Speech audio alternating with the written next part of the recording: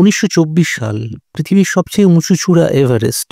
দুই সাহসী মানুষ জর্জ ম্যালোরি আর অ্যান্ড্রু আরভিন তুষার ঝড়ের মধ্যে হেঁটে চলেছেন। তাদের চোখে একটাই স্বপ্ন, বিশ্বের উচ্চতম শীর্ষে প্রথম পা রাখা। কিন্তু তারা কি সত্যি চূড়ায় পৌঁছেছিলেন, নাকি এভারেস্টের বরফ তাদের চিরতরে গ্রাস করেছিল? আর 100 বছর পর 2024 সালে একটি চাঞ্চল্যকর আবিষ্কার, আরভিনের দেহের অংশ পাওয়া গেছে। কিন্তু তার সেই ক্যামেরাটা যেটিতে চূড়ার ছবি থাকতে পারে, সেটা কোথায়? আজ আমরা ডুব দেব এই রহস্যের গভীরে। জর্জ ম্যালোরি নামটা শুনলেই গায়ে কাঁটা দেয়। একজন ব্রিটিশ পর্বতারোহী যার জীবন ছিল অ্যাডভেঞ্চারের সমর্থক। তিনি এভারেস্টকে দেখতেন একটি অপ্রতিরোধ্য চ্যালেঞ্জ হিসেবে। কেউ তাকে জিজ্ঞেস করেছিল কেন এভারেস্টে উঠতে চান। তার জবাব ছিল সোজা, বিকজ ইট ইজ দেয়ার, কারণ ওটা ওখানে আছে। ম্যালোরি ছিলেন এমন একজন যিনি অসম্ভবকে সম্ভব করতে চেয়েছিলেন। তার সঙ্গী ছিলেন অ্যান্ড্রু স্যান্ডি আরভিন। মাত্র 22 বছরের এই তরুণ ছিলেন একজন প্রতিভাবান ইঞ্জিনিয়ার। অক্সিজেন যন্ত্রে তার দক্ষতা ছিল অতুলনীয়। যদিও পর্বতারোহণে তার অভিজ্ঞতা ছিল কম, তবু ম্যালোরি তাকে বেছে নিয়েছিলেন। কেন? কারণ আরভিনের চোখে ছিল সেই আগুন, সেই স্বপ্ন। এই দুজনে মিলে গড়তে চেয়েছিলেন ইতিহাস। 1924 সালের জুন মাস, তৃতীয় ব্রিটিশ এভারেস্ট অভিযান। তখন এভারেস্ট ছিল মানুষের কাছে একটি অজানা রহস্য। কেউ জানতো না এই 29,032 ফুট উঁচু চূড়ায় পৌঁছানো সম্ভব কিনা। ম্যালোরি আর আরভিন বেছে নিয়েছিলেন উত্তরমুখের পথ, একটি কঠিন বিপজ্জনক রুট। তাদের পিঠে ছিল ভারী অক্সিজেন সিলিন্ডার আর হাতে বরফের কুড়ুল। আবহাওয়া ছিল অত্যন্ত নির্দয়। তুষার ঝড় আর কনকনে ঠান্ডা তাদের প্রতি পদে পরীক্ষা নিচ্ছিল। তবু তারা এগিয়ে চলেছিলেন। কল্পনা করুন, তুষারে ঢাকা পথ, চারপাশে শুধু বরফ আর নিস্তব্ধতা, আর দুজন মানুষ যারা জানতেন না তাদের ভাগ্যে কি অপেক্ষা করছে। 8ই জুন 1924 সকালে ম্যালোরি আর আরভিন তাদের শেষ আরোহণ শুরু করেন। তাদের সঙ্গী নোয়েল ওডেল ক্যাম্প থেকে দূরবীন দিয়ে তাদের দেখছিলেন। দুপুর 12:50 নাগাদ ওডেল দেখলেন দুটি ছোট্ট কালো বিন্দু। তারা ছিলেন ম্যালোরি আর আরভিন। এভারেস্টের সেকেন্ড স্টেপের কাছে, চূড়া থেকে মাত্র কয়েকশো মিটার দূরে। ওডেল লিখেছিলেন তারা দ্রুত এগোচ্ছিল, যেন চূড়ার দিকে ছুটছে। কিন্তু তারপরেই মেঘ এসে সব ঢেকে দেয়। সেই ছিল তাদের শেষ দৃশ্য। তারপর তারা যেন বাতাসে মিলিয়ে গেল। কি হয়েছিল সেই মুহূর্তে? তারা কি চূড়ায় পৌঁছেছিলেন, নাকি বরফের ফাটলে পড়ে গেছিলেন? অক্সিজেন কি ফুরিয়ে গিয়েছিল?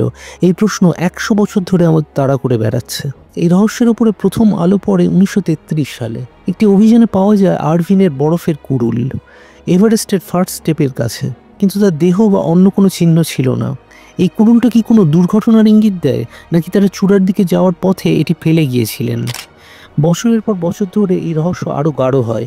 কেউ কেউ বলেন তারা চূড়ায় আসলে পৌঁছেছিলেন, কিন্তু নামার সময় দুর্ঘটনায় পড়ে যান। কেউ বলেন অক্সিজেন যন্ত্রের ত্রুটি ছিল। আবার কেউ কেউ গুজব ছড়ান চীনা পর্বতারোহীরা তাদের দেহের প্রমাণ লুকিয়ে ফেলেছেন। কিন্তু সত্যিটা কি? 1999 সালে এই রহস্যে নতুন মোড় আসে।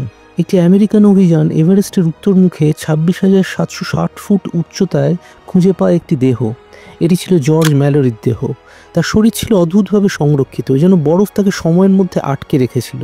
তার কোমরে ছিল একটি ভাঙা দড়ি, যা বোঝাচ্ছিল তারা একসঙ্গে বাঁধা ছিল।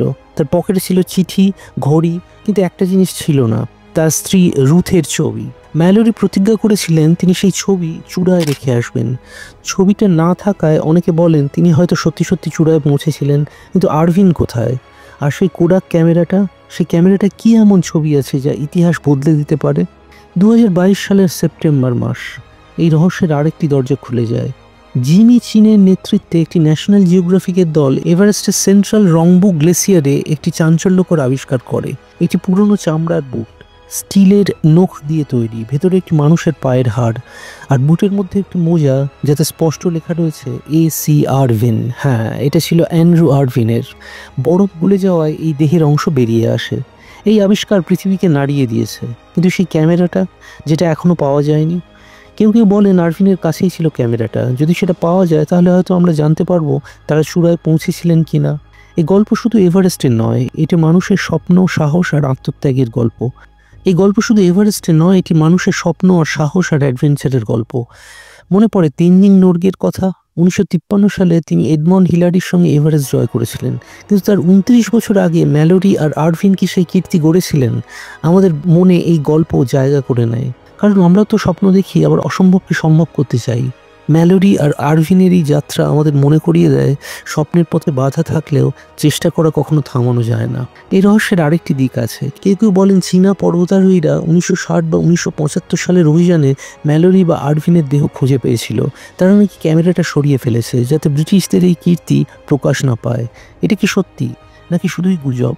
আরভিনের বুকটির আবিষ্কার এই গুজবকে আরও জোর দিয়েছে, কিন্তু সত্যিটা জানতে হলে আমাদের দরকার সেই ক্যামেরা, সেই ছোট্ট কোডাক ক্যামেরা যেটি হয়তো এখনও বরফের নিচে কোথাও লুকিয়ে আছে। এভারেস্টের এই রহস্য আমাদের শেখায় কিছু প্রশ্নের উত্তর হয়তো কখনো মিলবে না, কিন্তু সেই প্রশ্নই আমাদের এগিয়ে নিয়ে যায়।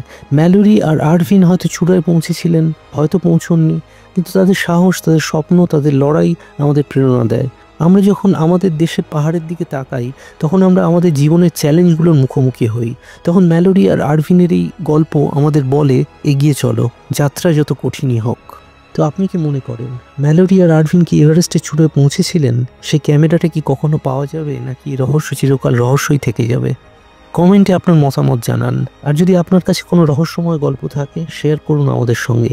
এই ভিডিও যদি ভালো লেগে থাকে তাহলে লাইক, শেয়ার আর সাবস্ক্রাইব করতে ভুলবেন না। বেল আইকনটাও প্রেস করুন যাতে পরের রহস্যের গল্প মিস না হয়। এভারেস্টের তুষার ঢাকা পথ থেকে বিদায়, পরের গল্পে আবার দেখা হবে।